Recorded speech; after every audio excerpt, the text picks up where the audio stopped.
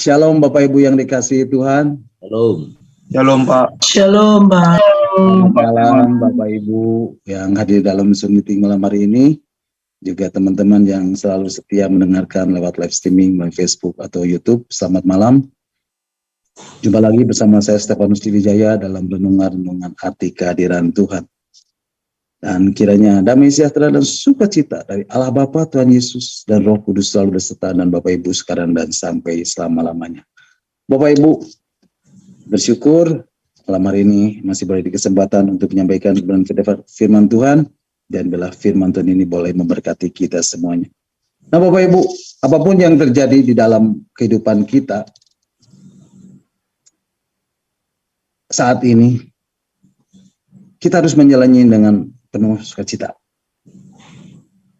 Dan percayalah bahwa tidak ada bagian-bagian di dalam hidup kita yang Tuhan izinkan terjadi yang tidak memiliki maksud dan tujuan daripada yang mulia.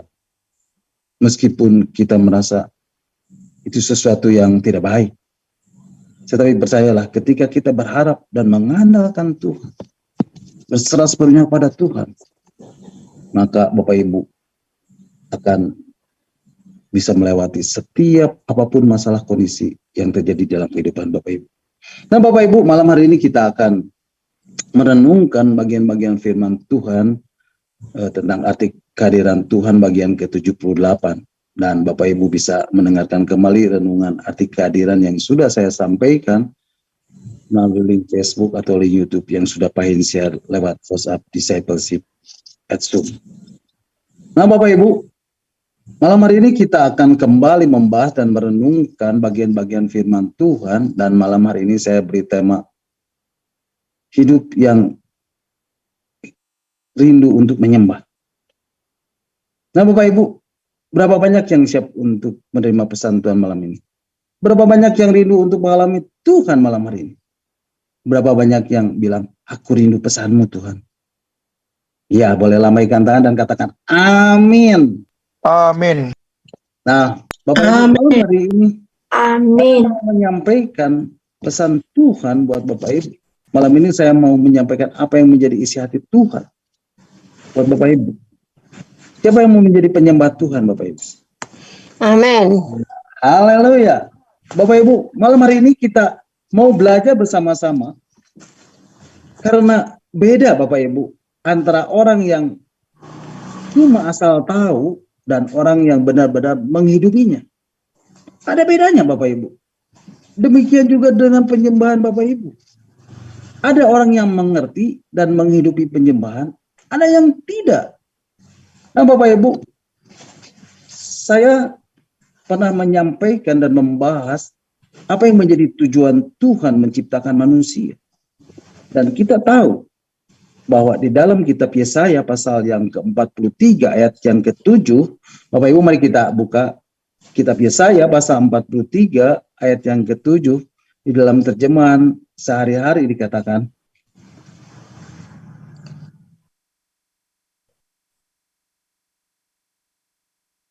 ya bisa ditampilkan mungkin terjemahan bahasa Indonesia sehari-harinya.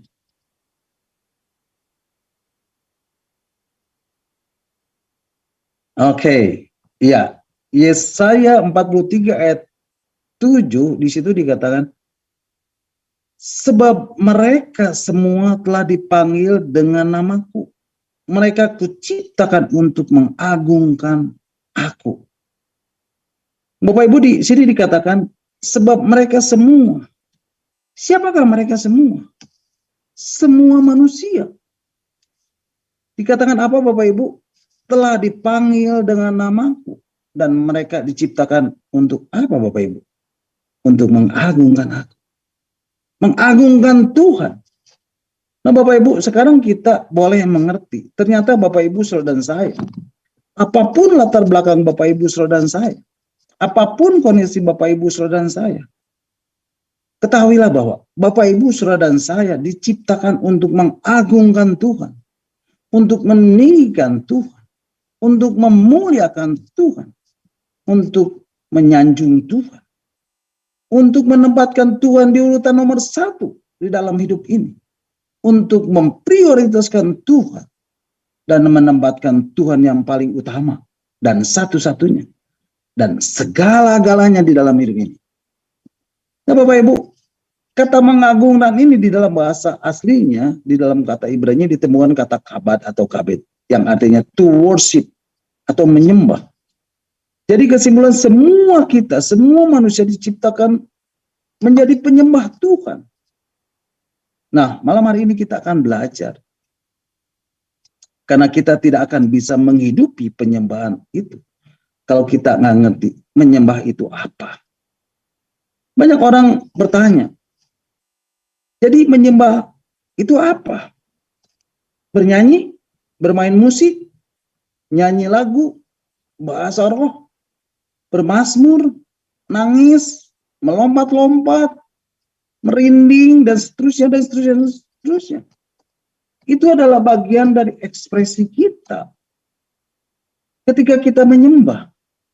Dan itu yang dilakukan Daud. Ketika tabut perjanjian Allah yang disebut Tuhan semesta alam yang bertata di atas kerubin diangkut ke kota Daud. Daud menari-nari di hadapan Tuhan dengan sekuat tenaga. Dia berbaju efod dan kain lenan. Daud dan seluruh orang Israel mengangkut tabut Tuhan itu diiringi dengan sorak dan bunyi sangkakala. Bapak Ibu tahu cerita selanjutnya? Nah, ketika tabut itu masuk ke kota Daud, maka Mikal, anak perempuan Saul, menjenguk dari jendela dan melihat Raja Daud meloncat-loncat serta menari-nari di hadapan Tuhan. Sebab itu ia memandang rendah dalam hatinya. Tetapi apa yang dikatakan Daud? Berkatalah Daud kepada Mikal, di hadapan Tuhan yang telah memilih aku dan menyisihkan ayahmu dan segenap keluarganya untuk menunjuk aku menjadi raja atas umat Tuhan, yakni atas Israel. Di hadapan Tuhan aku menari-nari, bahkan aku akan menghinakan diriku. Lebih daripada itu, engkau akan memandang aku rendah, tetapi bersama-sama budak-budak perempuan yang kau katakan itu, bersama-sama mereka lah aku mau dihormati. Bapak Ibu, itulah pujian penyembahan yang Raja Daud lakukan. Dia mengekspresikan pujian penyembahannya, dan itu adalah yang luar biasa, yang the best Bapak Ibu. Tetapi Bapak Ibu, mari kita belajar lebih dalam lagi apa itu arti dari menyembah atau worship. Bapak Ibu, worship berasal dari bahasa Ibrani syakah atau sujud, mencium kaki, respect, menghormati Tuhan, kagum pada Tuhan. Dan di dalam bahasa Yunaninya adalah proskuneo atau tukis, artinya mencium, ada keintiman, berkasih-kasihan. Oleh sebab itu Bapak Ibu, menyembah itu artinya apa? Yang pertama, menyembah itu berbicara tentang hati. Artinya hati yang selalu rindu untuk mendekat dan mengenal dengan yang disembah. Ketika Bapak Ibu mendekat kepada Tuhan, mengenal Tuhan lebih dalam lagi, intim dengan Tuhan, berkaul-kalib dengan Tuhan, nempel terus dengan Tuhan, itulah artinya menyembah Tuhan. Nah Bapak Ibu, di dalam kitab perjanjian lama, kita bisa melihat contoh dari seorang yang hidup dekat dengan Tuhan. Musa. Bapak Ibu, bagaimana Tuhan menilai seseorang? Tuhan itu kalau menilai seseorang, dia melihat dari hatinya. Dia melihat hatinya dulu. Makanya ada firman Tuhan berkata, tetapi Tuhan melihat hati. Ketika Tuhan melihat seseorang, dia melihat hati. Tetapi itu bukan berarti hanya hati yang Tuhan tahu. Bahkan Tuhan tahu semuanya. Tuhan tahu segalanya. Segala sesuatunya. Dan kalau Tuhan menilai, itu pasti semuanya. Baik luarnya maupun dalamnya. Tetapi yang terutama adalah Tuhan menilai seseorang dari dalam hatinya dulu. Dan hati inilah, dari hati inilah Tuhan berkata, aku mengenalmu atau aku tidak mengenalmu. Bapak Ibu, satu ayat yang terkenal yang tidak asing lagi buat kita, yaitu di dalam kitab Keluaran pasal 33 ayat 18. Kitab Keluaran pasal 33 ayat 18, di situ dikatakan, tetapi jawabnya, perlihatkanlah kiranya kemuliaanmu kepada aku. Bapak Ibu, tentu sudah tahu ceritanya. Dan ini sudah saya bahas dan sudah saya sampaikan. Bapak Ibu, ada apa dengan Musa ini? Kenapa Musa menjawab, perlihatkanlah kiranya kemuliaanmu kepadaku? Bukankah Musa sudah sering melihat kemuliaan Tuhan? Kalau Bapak Ibu perhatikan di pasal-pasal sebelumnya, Musa melihat berbagai kemuliaan Tuhan Israel lewat tiang awan dan pada waktu siang dan tiang api pada waktu malam. Ketika Tuhan menuntun bangsa Israel keluar dari tanah Mesir menuju dan berjalan di padang gurun. Mereka tidak bercocok tanam, tetapi mereka bisa hidup. Dari mana mereka makan? Dan Tuhan memberi mana, roti dari surgawi setiap hari kepada mereka di pagi hari. Dan mengirim burung-burung puyuh pada sore hari untuk mereka makan. Bapak Ibu, Alkitab berkata, baju mereka tidak rusak dan sepatu mereka tidak rusak selama 40 tahun. Mana mungkin hal ini terjadi? Kemudian Alkitab mencatat juga, dan Tuhan berbicara kepada Musa dengan berhadapan muka seperti seorang berbicara kepada temannya.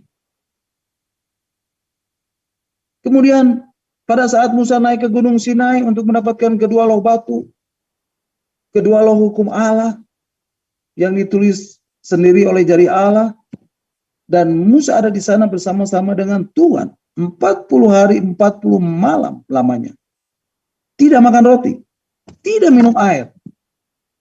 Dan ia menuliskan kepada Allah itu segala perkataan perjanjiannya, itu sebelum firman Tuhan. Dan ketika Musa turun dari Gunung Sinai dengan kedua loh hukum yang di tangan Musa, ketika ia turun dari gunung itu, tidakkah ia tahu bahwa kulit muka bercahaya oleh karena ia telah berbicara dengan Tuhan? Dan Musa melihat dan mengalami semua kemuliaan Tuhan ini. Musa melihat dan mengalami berbagai macam glory, berbagai macam kemuliaan Tuhan. Tetapi kenapa Musa menjawab, perlihatkanlah kiranya kemuliaanmu kepada aku? Bapak Ibu, ini sebenarnya menjelaskan tentang kondisi hati.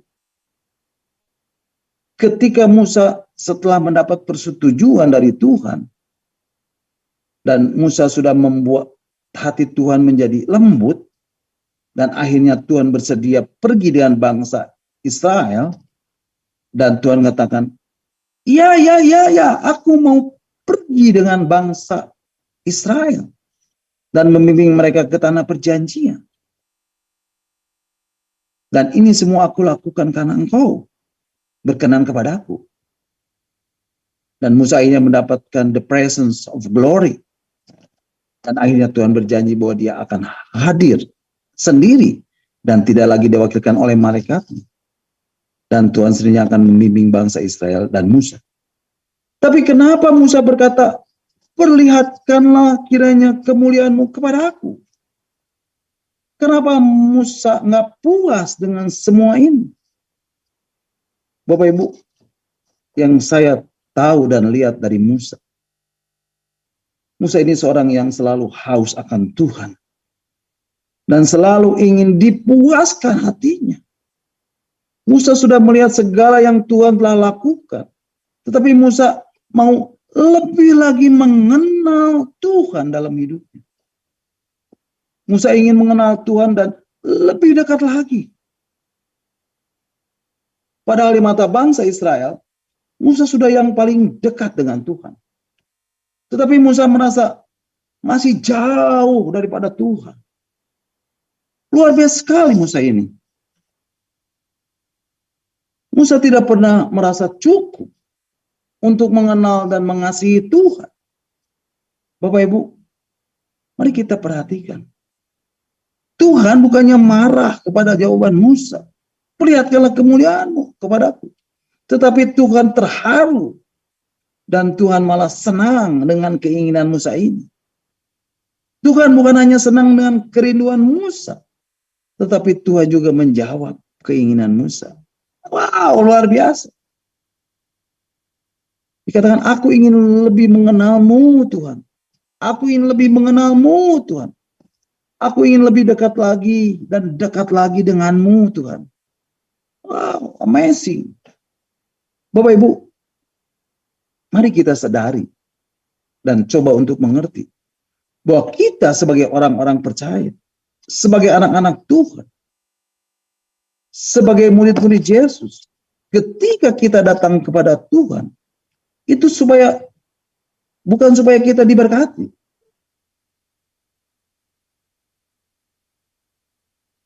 tetapi lebih dari itu, yaitu kesadaran bahwa Amin, amin. Tuhan itu hadir di dalam hidup kita. Amin. Kehadirannya, hadirnya Tuhan, itulah yang harus dan selalu memenuhi kehidupan kita. Amin.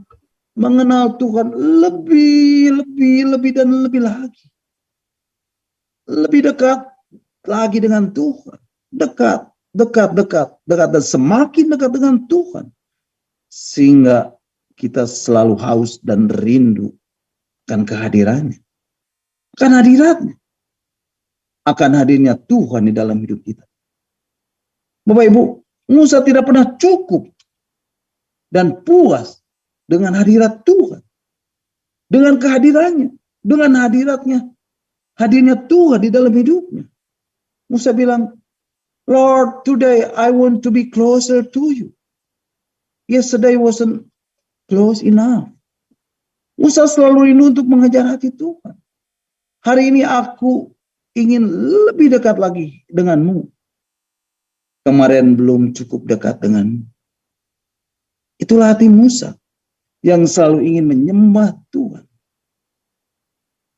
Itulah Musa yang hidupnya rindu untuk selalu menyembah Tuhan. Itulah hati Musa yang haus dan tidak pernah puas dengan hadirat Tuhan, dengan kehadirannya, dan dengan hadirnya Tuhan di dalam hidupnya. Kemudian yang kedua, menyembah itu berbicara tentang hati. Artinya hati yang selalu rindu untuk mengejar hati Tuhan dan menyenangkan Tuhan. Inilah yang dilakukan Daud. Bapak Ibu, apa yang Tuhan suka, yang pernah Daud lakukan terhadap Tuhan? Firman Tuhan katakan, Alkitab mengatakan, aku suka sekali kepada yang terjadi di pondok Daud. Bapak Ibu, tahu apa yang terjadi di pondok Daud? Mari Bapak Ibu, kita akan baca di dalam Kisah Para Rasul pasal 15 ayat yang ke-16. Kisah Para Rasul ayat 15 pasal 15 ayat ke-16 mengatakan, kemudian aku akan kembali dan membangun kembali pondok Daud yang telah roboh, dan reruntuhnya akan kubangun kembali dan akan kuteguhkan. Nah Bapak Ibu, apa itu pondok Daud? Pondok Daud adalah kemah atau tempat di mana tabut perjanjian Tuhan diletakkan dan merupakan tempat di mana Tuhan dan umatnya berkasih-kasihan. Tempat love story-nya Tuhan. Nah Bapak Ibu, mungkin Bapak Ibu tahu ceritanya. Pada waktu tabut perjanjian yang melambangkan hadirat Tuhan, yang melambangkan kehadiran Tuhan, yang melambangkan hadirnya Tuhan, dicuri oleh orang Filistin. Tetapi kemudian dikembalikan, karena terlalu banyak tulah yang dialami oleh mereka. Kemudian Daud membawanya ke Yerusalem. Nah Bapak Ibu, tadi kita sudah membahas bagaimana Daud dia membawa tabut perjanjian itu. Nah di sini Bapak Ibu, pada waktu itu tabernakel Musa sudah nggak ada, dan bait Allah yang dibangun Salomo pun belum ada, karena belum dibangun.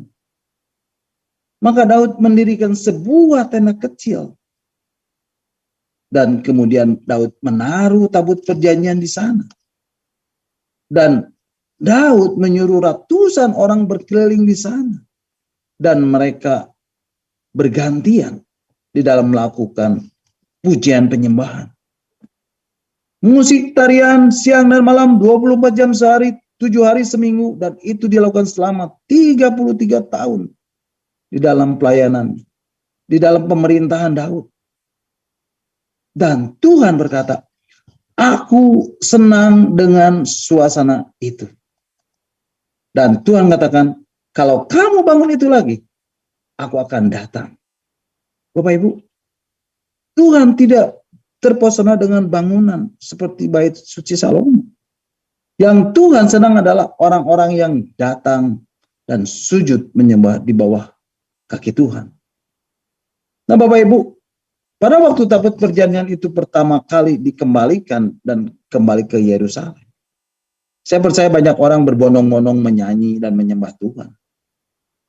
Sebulan masih penuh, setahun mulai berkurang. Karena itu dilakukan selama 24 jam selama 33 tahun dalam pemerintahan. Dan itulah yang ditulis oleh Daud. Di dalam Mazmur 27 ayat yang ke-24. Mazmur Daud menulis di dalam Mazmur yang ke-27 ayat 4 mengatakan, satu hal yang kuminta kepada Tuhan, itulah yang kuingini, diam di rumah Tuhan seumur hidup, menyaksikan kemurahan Tuhan dan menikmati baitnya.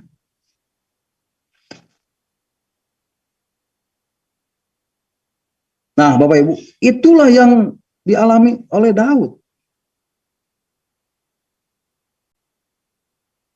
Daud selalu rindu untuk mengejar hatinya Tuhan lewat pujian dan penyembahan. Karena bagi Daud satu-satunya yang harus disenangkan adalah Tuhan. Karena itu mari Bapak Ibu belajar menyenangkan hati Tuhan.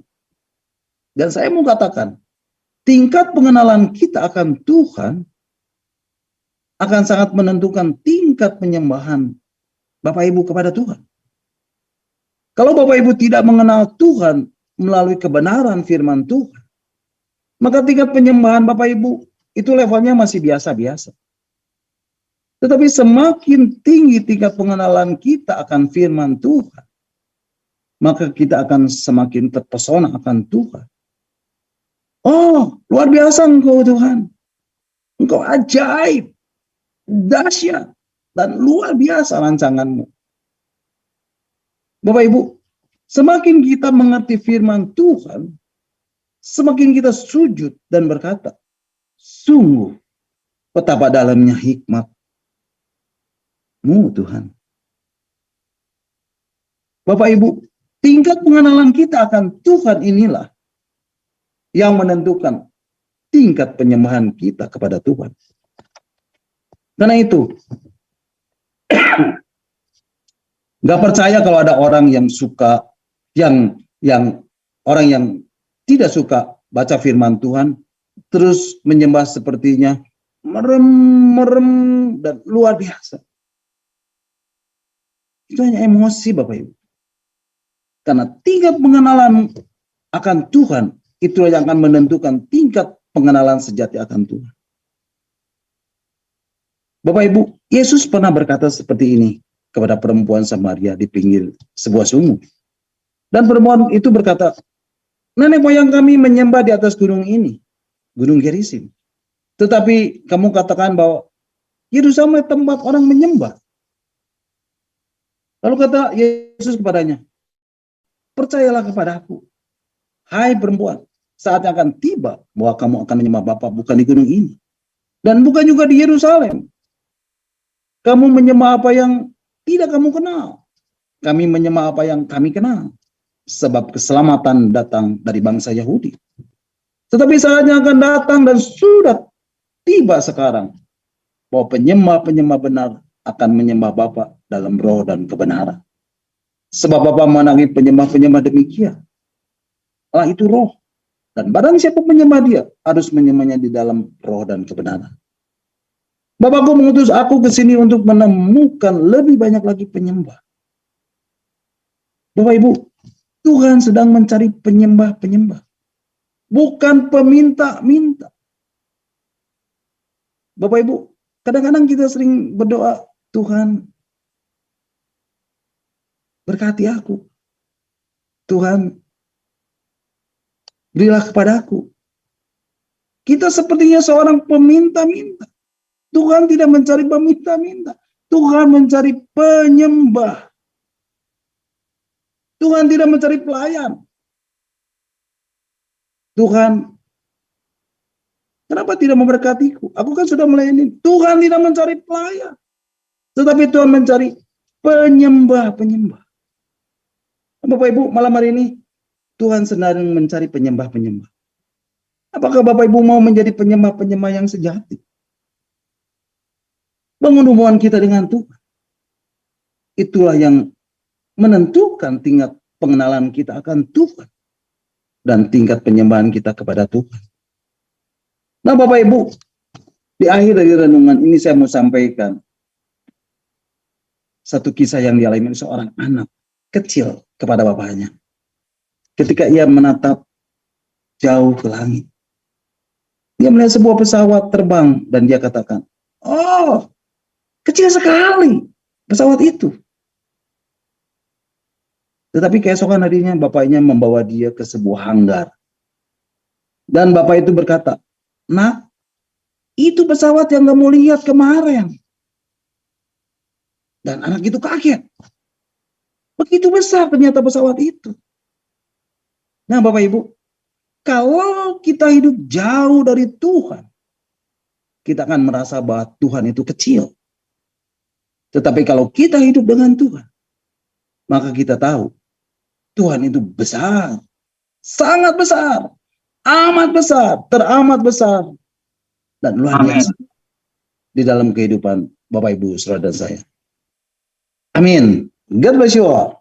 Nah, Bapak Ibu, sampai di sini renungan kita malam hari ini, dan Bapak Ibu bisa mengikuti renungan-renungan yang akan saya sampaikan minggu depan lewat Zoom Evangelist Planner ini.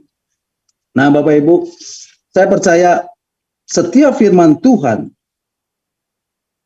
setiap kebenaran ini akan mengubah Bapak hidup, Ibu, saudara dan saya.